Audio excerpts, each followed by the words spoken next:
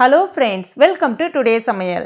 இன்னைக்கு நம்ம டுடே சமையல்ல ஒரு சூப்பரான ஜாம் ரெசிபி எப்படி செய்யலாம்னு தான் பார்க்க போகிறோம். இந்த ஜாமை தினமுமே ஒரு ஸ்பூன் அளவுக்கு சாப்பிடும்போது உடம்புல நல்ல நோய் எதிர்ப்பு சக்தி அதிகரிக்கும்.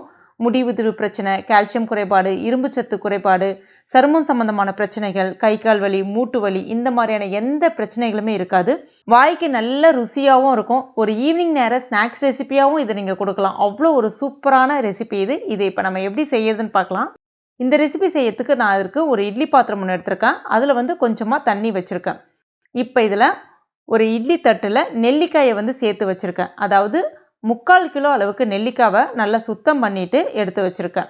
இப்போ இதை நம்ம மூடிடலாம்.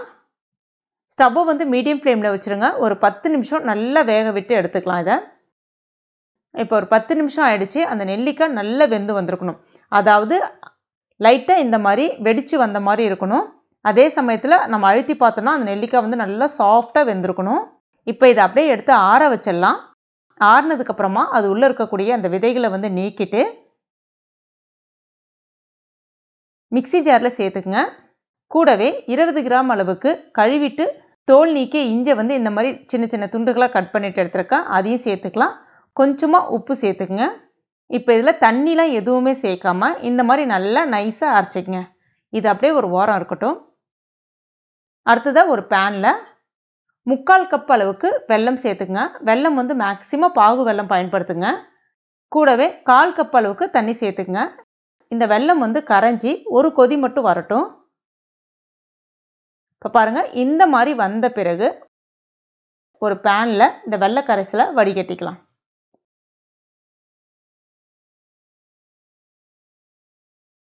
லைட்டாக இந்த மாதிரி ஒரு கொதி வர ஆரம்பிக்கும் பொழுது நம்ம அரைச்சி வச்சுருக்கோம்ல அந்த நெல்லிக்காய், அதை இது கூட சேர்த்துக்கலாம். சேர்த்துட்டு எல்லாத்தையும் ஒன்றோட ஒன்று நல்லா கலந்து விட்டிங்கன்னா அந்த வெள்ளைப்பாகோடு ஈஸியாக அந்த நெல்லிக்காய் கரைஞ்சி வந்துடும். இந்த ரெசிபி செய்யறதுக்கு சரியாக ஒரு 20லேருந்து 25 நிமிஷம் போல் எடுத்துக்கும். ஸ்டவ்வை மீடியம் ஃப்ளேமில் வச்சுட்டு நல்லா கைவிடாமல் கலந்து விட்டுக்கிட்டே இருங்க. அந்த வெல்லம் நல்லா திக்காக பாகாக மாறி வர ஆரம்பிக்கும். அந்த நெல்லிக்காயில் இருக்கக்கூடிய அந்த ஈரசலசலப்பு எல்லாமே கம்ப்ளீட்டாக அடங்கிட்டு இந்த மாதிரி உங்களுக்கு ஒரு திக்கான பதத்துக்கு வர ஆரம்பிக்கும். சரியான அளவுகள் பார்த்தீங்கன்னா 3/4 கிலோ அளவுக்கு நெல்லிக்காய் எடுக்கிறீங்கன்னா 3/4 கிலோ அளவுக்கு வெல்லம் பயன்படுத்துங்க. ரொம்ப சரியான அளவாக இருக்கும். சில பேர் இதில் எலுமிச்சப்பழ சாறு விடுவாங்க. அந்த மாதிரி விடும்போது பார்த்தீங்கன்னா உங்களுக்கு நல்ல கொஞ்சம் ஒரு புளிப்பு சுவையை கொடுக்கும். அதாவது நெல்லிக்காய்க்கே உரிய அந்த துவர்ப்பு தன்மையை நீக்கிட்டு புளிப்பு சுவையை கொடுக்கும். தேவைப்பட்டால் இந்த இடத்துல நீங்கள் தாராளமாக ஒரு எலுமிச்சப்பழ சாறை மட்டுமே சேர்த்துக்கலாம். ஆனால் நான் இன்னைக்கு சேர்க்கல. ஏன்னா எனக்கு அந்த நெல்லிக்காயினுடைய துவர்ப்பு ரொம்ப பிடிக்கும். அந்த இனிப்பு சுவையோடு சேரும்போது அதுக்காக நான் இன்னைக்கு சேர்க்கல. இப்போ இந்த பதத்துக்கு கிட்டத்தட்ட ஒரு அல்வா பதத்துக்கு உங்களுக்கு இந்த மாதிரி மாறி வர ஆரம்பிக்கும். இதில் கொஞ்சமாக நறுமணத்துக்காக ஏலக்காய் பொடி, 1 டீஸ்பூன் அளவுக்கு நெய் சேர்க்க வேண்டிய அவசியம் கிடையாது. ஆனால் சேர்த்திங்கன்னா ஈஸியாக அழகாக ஒன்றோட ஒன்று கூடி வரும். அதுக்காக தான். இப்போ எல்லாத்தையும் நல்லா ஒன்றோட ஒன்று இந்த மாதிரி கலந்து விட்டுக்குங்க. அவ்வளோதான், ஒரு சூப்பரான நெல்லிக்காய் ஜாம் ரெடி ஆகிடுச்சு. இந்த நெல்லிக்காய் ஜாமுன்னு சொல்லலாம், இல்லை அல்வா சொல்லலாம், எப்படி வேணாலும் சொல்லலாம். ஆரோக்கியமானது. நல்லா ஆறுனதுக்கப்புறமா ஒரு ஈரம் இல்லாத கண்ணாடி பாட்டில் ஏர்டைட் கண்டெய்னரில் ஸ்டோர் பண்ணிக்கலாம். வெளியிலே வச்சு பயன்படுத்தலாம். 1 மாதம் ஆனாலும் கெட்டு போகாமல் இருக்கும். ஈரம் படாமல் ஸ்பூனை பயன்படுத்துறது ரொம்ப நல்லது. இதை நீங்கள் சாதத்தோட சைட் டிஷ்ஷாகவும் சாப்பிட்லாம். இல்லைனா ப்ரெட்டில் ஜாம் மாதிரி ஸ்ப்ரெட் பண்ணியும் சாப்பிட்லாம். இல்லைனா காலையில் நம்ம சாப்பாடு சாப்பிட்றதுக்கு ஒரு 1/2 மணி நேரத்துக்கு முன்னாடி இல்லைனா ஒரு 1/4 மணி நேரத்துக்கு முன்னாடி 1 ஸ்பூன் தினமுமே சாப்பிட்லாம். இல்லைனா ஸ்கூல் விட்டு வர பசங்களுக்கு சாயந்தர வேலைகளில் 1 ஸ்பூன் கொடுக்கலாம். இந்த மாதிரி நம்ம கொடுக்கும்போது பார்த்தீங்கன்னா உடம்புல நல்ல ஒரு நோய் எதிர்ப்பு சக்தி அதிகரிக்கும்.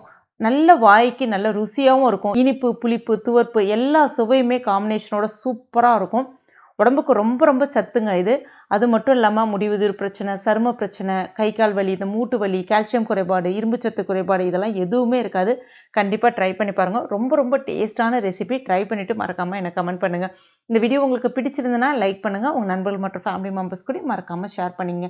மேலும் இது போன்ற டேஸ்டி ரெசிபிகளுக்கு நம்ம டுடே சமையல் இது வரைக்கும் நீங்கள் சப்ஸ்கிரைப் பண்ணலன்னா உடனே சப்ஸ்கிரைப் பண்ணிங்க. கூடவே மறக்காமல் அந்த பெல் நோட்டிஃபிகேஷன் சிம்பிளையும் ப்ரெஸ் பண்ணிங்க. தேங்க்யூ.